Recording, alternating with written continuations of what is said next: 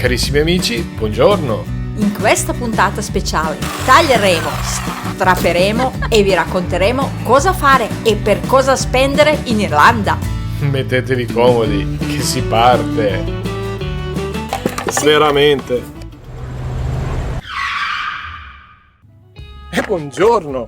Ci siamo portati sfortuna da soli. Pochi giorni prima della partenza per Irlanda abbiamo realizzato un video a Manerba sul Garda parlando dei controlli pre-partenza e tutto prometteva un viaggio molto sicuro. Sì, li abbiamo fatti, ma male, evidentemente molto male. Sarebbe stato meglio dedicare più tempo ai controlli che al video.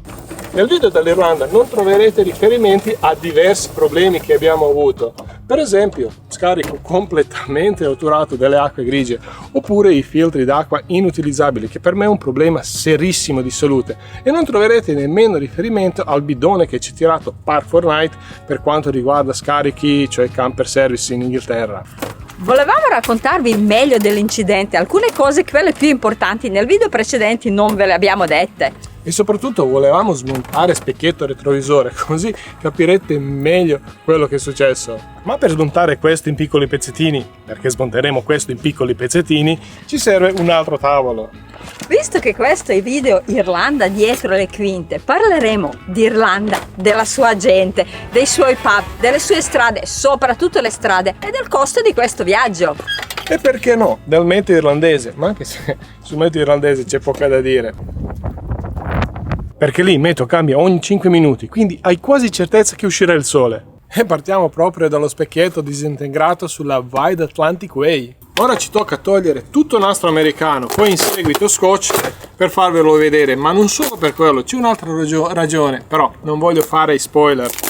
Anche se avete visto l'incidente nel video, Darth Vader ci porta sfiga, oppure avete visto come l'abbiamo rinforzato con nastro americano nel video, abbiamo trovato la vera sorgente della Guinness, sapete solo una parte della storia. E comunque sì, abbiamo trovato la sorgente della Guinness. Bellissimo. Sapete solo una parte di storia, perché a noi piace filmare i nostri viaggi, piace condividere i nostri ricordi con voi, quindi non ci sembrava a caso soffermarci su un incidente, soprattutto perché dopo 3 anni abbiamo trovato la sorgente di Guinness e prima di quello siamo stati a visitare tutti quei bellissimi pub di Kilkenny.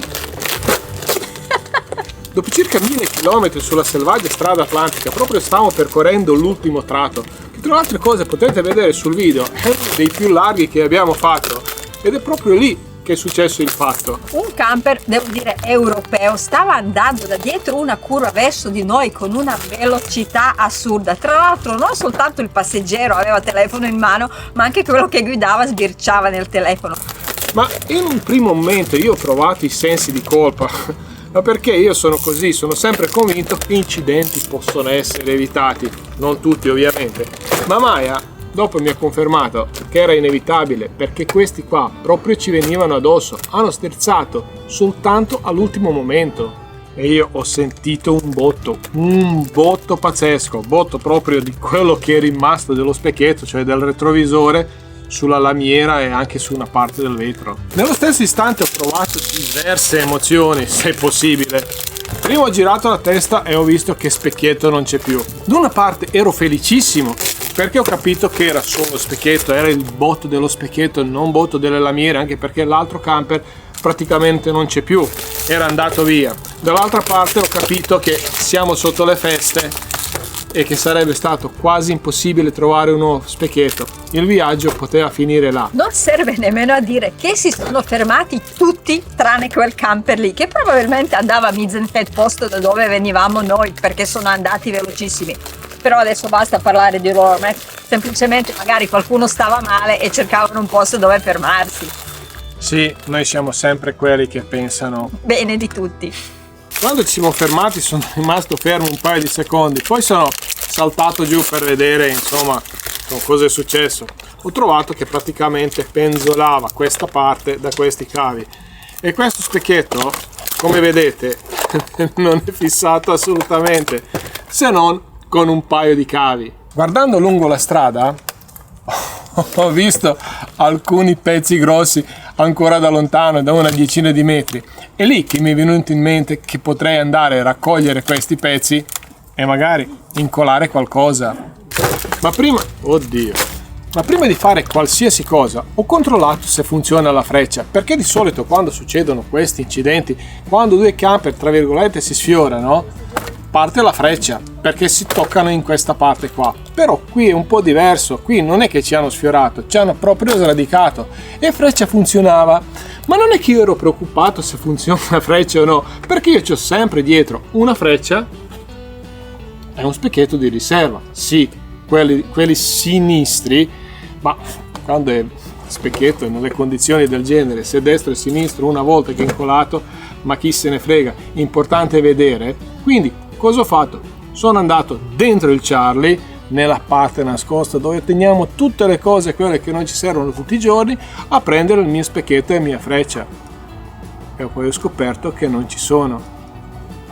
Quando abbiamo fatto i controlli pre-partenza non li abbiamo più rimessi dentro. Per fortuna da buon windsurfista c'è sempre dietro lo scotch. Questo si porta, se si rompe la vela non si butta via la giornata, si scoccia e si fa. Un altro pezzettino. Praticamente era la prima volta in 7-8 anni da quando abbiamo Charlie che siamo stati in giro senza questi pezzi di ricambio. Come potete vedere sono solo 3 pezzi e sembra evidente dove vanno posizionati, però credeteci, ci siamo ingegnati per 45 minuti a capire come inserirli. Perché questi pezzi sono fondamentali e vi faccio vedere perché. Perché una volta tolto tutto lo scotch non c'era nessun contatto tra questi due pezzi e questi pezzi qua, una volta incolati, tenevano praticamente tutto insieme. Questo è quello che io mi sono trovato una volta quando sono sceso dal camper. Ok, e una volta capito che freccia funziona, dove vanno posizionati i pezzi, incolati i primi pezzi, basta solo immaginarsi le difficoltà. Non è che mi sono preoccupato più di tanto in quale posizione sta il specchietto, se riuscirò a vederlo bene o meno. La cosa principale era di incolare tutto, anche a costo di tenere il telefono così per vedere chi c'è dietro, solo per avere lo specchietto. Poi una volta che abbiamo montato tutto, che abbiamo capito che abbiamo almeno una parte dello specchietto, io ho scoperto di non vedere praticamente niente. Una volta che abbiamo dedotto che lui non vedeva nulla, abbiamo capito che io riuscivo a vedere dentro questa porzione piccolina qua. Sì, poi tutto quanto vetro, dopo magari lo zoomiamo, è scocciato perché i pezzettini praticamente cadevano fuori. Quello che lei vedeva, alla fine doveva calcolare i tempi, quando io potevo uscire, quando potevo superare, mettermi sulla strada e fare qualsiasi operazione. Quindi varie volte abbiamo canato la strada perché a un certo punto non riuscivo più a mettermi o spostarmi sulla destra.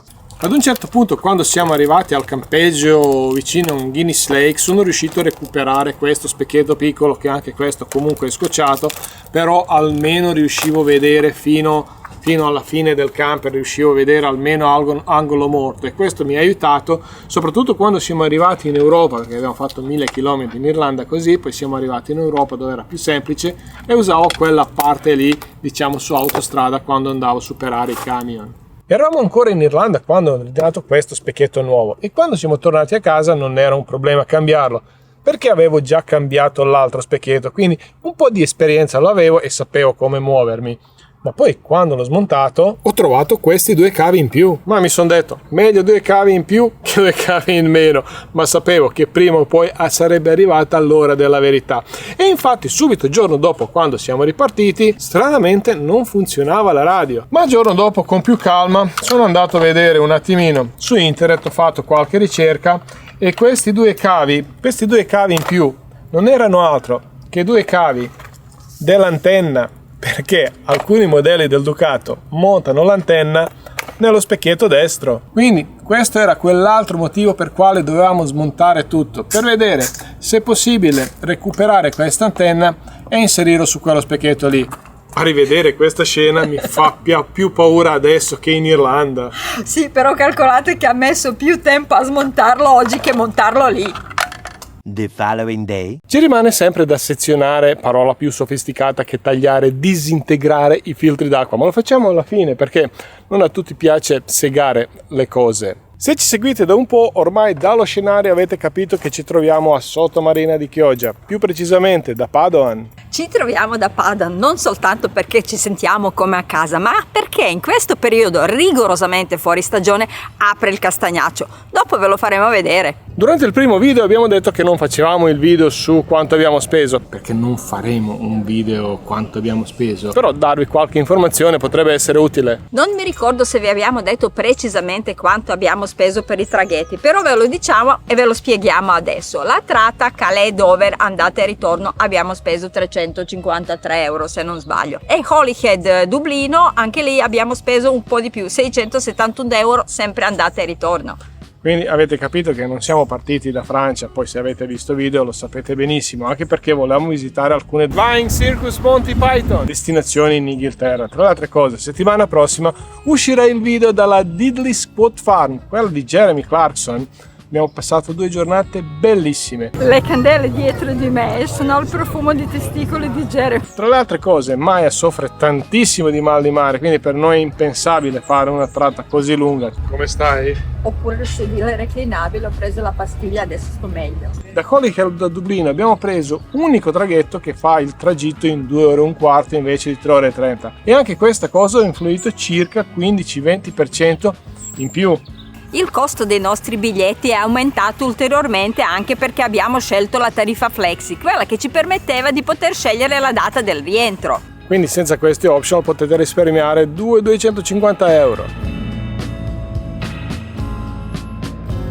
E finché aspetto Maya che porta il caffè volevo raccontarvi la bruttissima esperienza con il roaming. Se prendete il traghetto da Holyhead verso il Dublino è molto probabile che vi aggancerete alla loro rete, ma non sto parlando della wifi, proprio della rete, e questa rete è nel roaming marittimo che costa tantissimo, quindi basta aprire qualsiasi pagina web, social o qualsiasi altra cosa che partono dei soldi. Io senza fare nulla ho subito 2 autoricariche da 15 euro e poi il mio contratto, che è un contratto aziendale, ha bloccato tutto. E arriva il caffè. Caffè, niente brioche.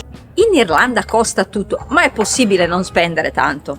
Sì, ma partiamo con i costi del viaggio. Il gasolio ormai costa ovunque uguale Italia, Francia, Irlanda, sono 10 centesimi più o meno. A parte Lussemburgo, lì costa di meno e fermatevi a farlo se fate quella tratta lì. E invece autostrade in Italia sapete quanto spendete, Svizzera lo continuiamo a dire sono 40 euro, mentre in Francia abbiamo speso 29 euro però solo nel ritorno, perché all'andata abbiamo scelto di non prendere autostrada, che è la scelta migliore, il tempo è praticamente lo stesso, perché l'abbiamo preso al ritorno, lasciamo perdere. Invece in Irlanda si pagano solo piccolissime tratte, sono tutte da 2,7, 3,40. Sì. E noi compreso il ponte di Dublino, scusate, ci sono tantissime non veste. Ponte, la galleria di Dublino abbiamo speso tutto insieme 14 euro. Ora parliamo della cosa più importante, Guinness. Ci siamo sforzati veramente tanto a capire quanto costa una pinta della Guinness. Abbiamo visitato tantissimi pub e poi, per quelli che non sanno, una pinta è circa mezzo litro e costa 5,90 euro, quindi meno che in Italia o almeno meno che a Brescia, perché qui andiamo da 6 a 7 euro. Invece per quanto riguarda il mangiare noi non facciamo testo perché non mangiamo tantissimo. Di solito prendiamo un antipasto e un piatto principale e lì i prezzi sono un po' nella media, spendevamo su 20, 22, 25 euro al massimo, più la birra ovviamente. Però dovevo essere più preciso perché Maya non beve la birra, Maya prende il sidro e il sidro costa uguale come la birra, come tutte le altre più o meno bevande alla spina. Ma quello che costa, c'è il mare incazzato, quello che costa è il gelato. Abbiamo pagato 7 o 9 euro 2 gelati. Quello che costa tanto oltre il gelato sono anche caffè e brioche. Qua parliamo delle cifre tra 5 e 7 euro. E a vedere tutte queste alghe mi è venuta la fame. Ma per quanto riguarda la spesa, noi di solito partiamo da casa sempre carichi, stracarichi, ma non è solo una questione di risparmio, è anche una questione di risparmio del tempo. E quando siamo in qualsiasi paese cerchiamo di orientarci verso le grandi catene, o meglio dire grandi catene tedesche, Lidl o Aldi. I prezzi non sono alti e la qualità è buona, ma vi dico di più. Ad Aldi abbiamo preso salmone, tra l'altro uno di quelli che non costava tanto, ed era uno dei migliori salmoni che abbiamo mai mangiato. Questo probabilmente perché Irlanda è la terra dei salmoni, quindi anche quelli che costano di meno devono essere di ottima qualità. La stessa cosa vale per quanto riguarda la carne di manzo, le bistecche in generale. Abbiamo trovato dei prezzi ottimi e carne veramente squisita. Altre spese che abbiamo sostenuto sono gli ingressi, ma quello più o meno va in base ai gusti personali. Poi possiamo dire che quasi tutti vanno a vedere Mizen Head, 7,5 €, la punta più sud-ovest d'Irlanda, dove c'è anche studio di Marconi, da dove è partito il primo segnale radio. Poi Cliffs of Moher, dove per 12 € a persona avete sia parcheggio che ingresso, ma il vantaggio è che potete stare quanti giorni volete, ci sono pure i bagni nel parcheggio. Una cosa che costava un po' di più, 15 € a testa, era il Flying Boat Museum a Foynes-Port, non visitato tanto dagli italiani, anzi quasi sconosciuuto, ma dentro il museo avete la replica di un Boeing 314 idrovolante transatlantico degli anni 30-40. Nel frattempo è andato via il sole. A Dublino abbiamo speso 25 € a testa per il Trinity College e se di vostro interesse sono soldi spesi benissimo. Assolutamente. Invece per quanto riguarda la Guinness Experience, quella che abbiamo accennato in un video, è una cosa un po' più complessa e ve lo spieghiamo dopo pranzo. Buon appetito. Abbiamo finito ed è uscito anche il sole nuovamente. Nuovamente, per poco. E dobbiamo dirvi una cosa per quanto riguarda Guinness Experience e Trinity College. Sono attrazioni che vanno prenotate prima, mesi prima, perché dovete scegliere sia giorno che orario, altrimenti rischiate proprio di non entrarci. Sì, e io quando ho prenotato sia uno che l'altro, prima ho fatto Trinity, dopo ho fatto Guinness Experience, arrivo in fondo, diciamo così, al carrello del Guinness Experience e mi accorgo che la data non è quella che avevo scelto, ma è la data odierna. Quindi riparto da capo, arrivo di nuovo in fondo e a questo punto la data era corretta. Sì. Prenoto e una volta prenotato non lo guardo più finché non dovevamo andare. Dopo il pranzo a Dublino dovevamo andare a Guinness Experience, prendo i biglietti e sul biglietto cosa c'è? C'era la data del giorno che ho ordinato. Quindi c'è qualcosa evidentemente che non andava nel sistema. Quindi quello lo faremo prossima volta. Le strade. Nei video le abbiamo fatto vedere in abbondanza, sono bellissime, anche strettissime, ma noi ci siamo innamorati lo stesso, nonostante incidenti e tutto il resto. Ma dovete stare attenti a una cosa, i navigatori, come è ovvio, vi portano sempre sulle strade più strette possibili. E se vedete la strada che incomincia con una L, è un numero, è una strada locale, ma non dovete confonderle con le nostre strade locali, perché queste sono in realtà le strade di campagna. Se avete un van come il nostro, con un po' di fortuna passate, ma con un mezzo più grande sinceramente non ne azzarderei, meglio tirare dritto finché, diciamo così, il navigatore non si resetta e non trovo una strada un pochettino più larga. Ci sono anche le autostrade ovviamente, ma sono poco utilizzate, invece più utilizzate sono le strade statali, ma sono strade molto veloci, 90-110 all'ora, solo che hanno una particolarità: ogni incrocio con una strada secondaria o non c'è una rotonda, praticamente le piazzano ogni 400-500 metri.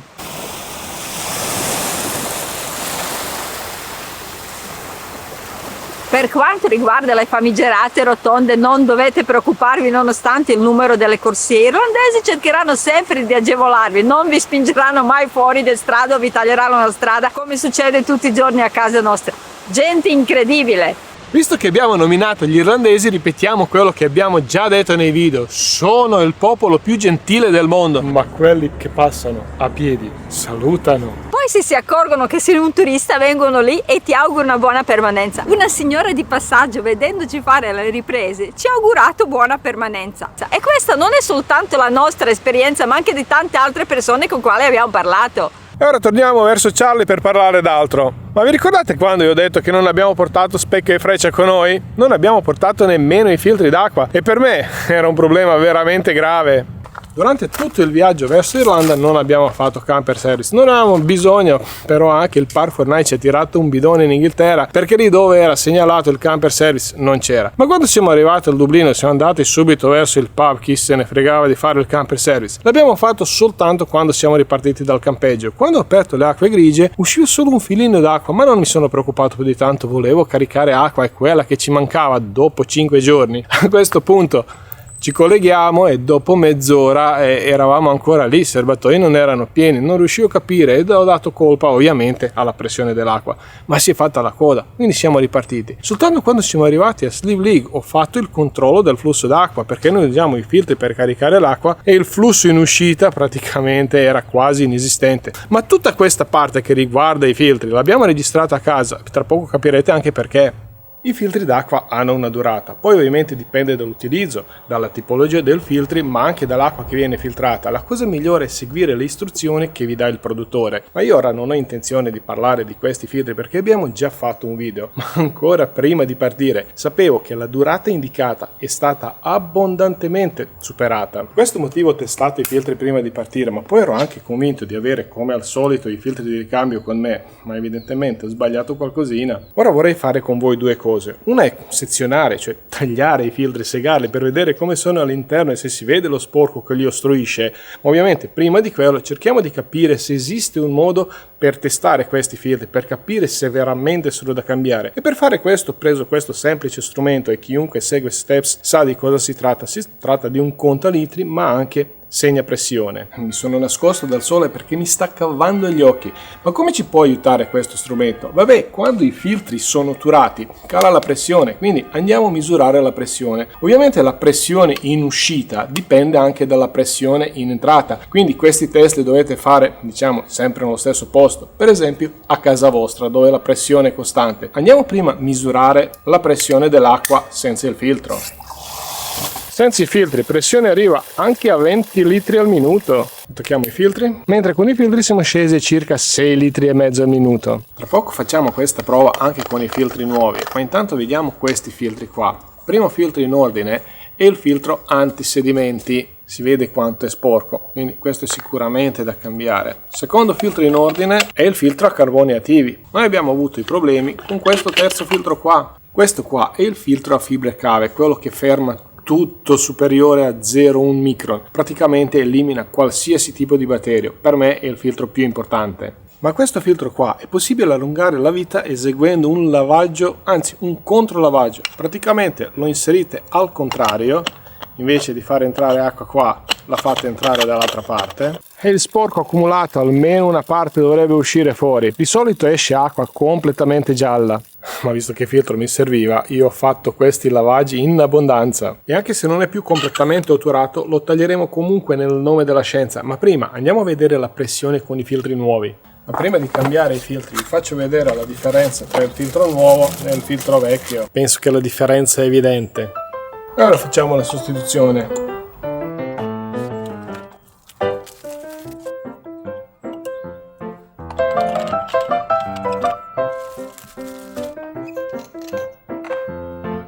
E alla fine cambiamo anche il disco. E questa è la differenza tra un filtro sedimenti nuovo e uno vecchio. E ora vediamo la pressione in uscita. Penso che la differenza è evidente, qui siamo più o meno a 10 litri al minuto. Praticamente abbiamo raddoppiato il flusso in uscita. Ora andiamo a mangiare, aspettiamo che si asciugano i pantaloni, che va via il sole e poi tagliamo i filtri. 15 minutes later.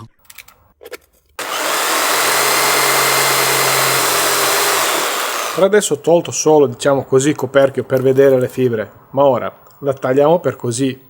Ma questa cosa qua non fatela a casa, perché servirebbe una morsa che io non ho in questo momento.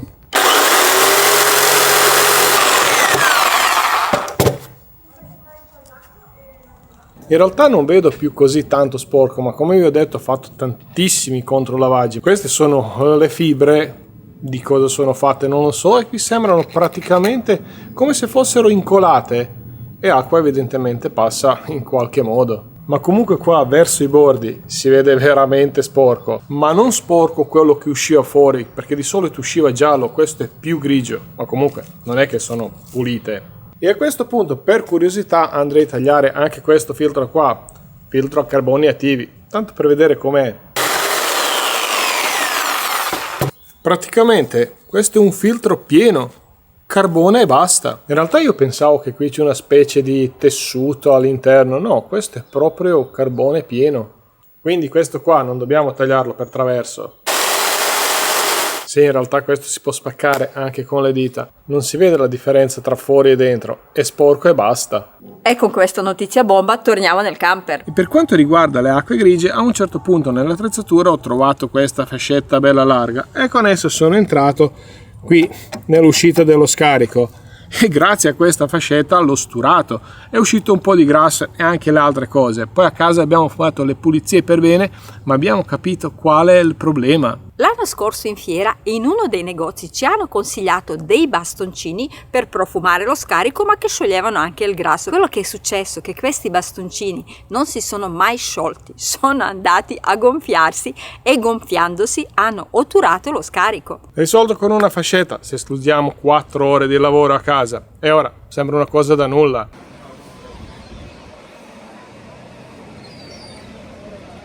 Alla fine, in Irlanda non ci sono piaciute le strade troppo strette, il prezzo del caffè e le minigone troppo corte a Kilkenny. Il resto è una favola. Quindi lasciateci un like, aspettiamo, grazie. Ricordatevi, settimana prossima siamo da Jeremy Clarkson alla Diddley Squad Farm. Non mancate, ciao.